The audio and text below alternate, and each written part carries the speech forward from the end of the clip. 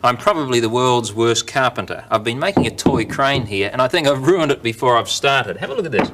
That was going to be the piece that goes up in the air, and I had a plastic lid screwed in there and the thread was going to go around that. But look what's happened. I've started and stopped so many times that the screw is very, very loose. In fact, I can take it out with my fingers and you'll see the problem. There it is there. The hole is larger than the screw itself, so it won't grip the wood. What am I going to do about that? Do I have to start again from scratch? Do I have to make another hole or start with a separate screw or separate piece of wood? No, I don't. There's a simple little trick that I can use to tighten the screw. Here's all I need. A piece of steel wool.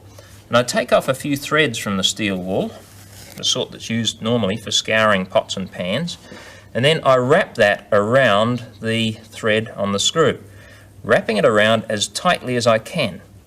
There we are, and pile it up until it almost hides the thread. There we are, we can just see the thread there, almost hidden by those threads of steel wool. And then you place it back in the hole. In this case I'd put it through the plastic lid first, but I'm going to leave the plastic lid out of the way so that you can see what happens. There we are, we get it started in the hole, and with the screwdriver we start to turn it.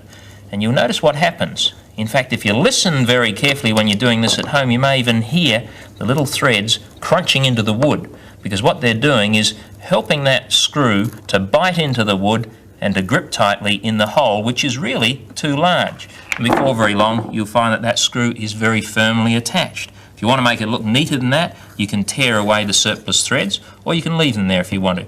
That's a simple little trick for the amateur carpenter. And here's another one.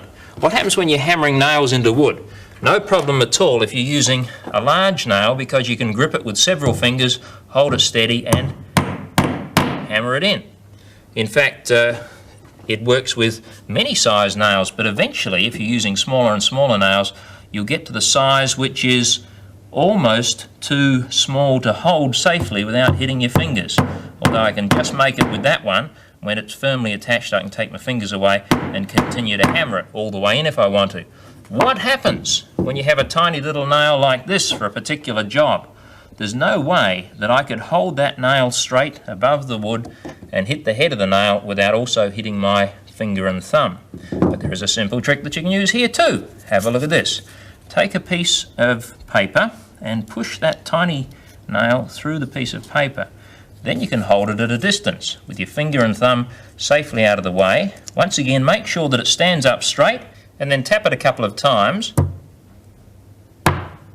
Then tear away the paper and hold the block of wood steadily and finish the job.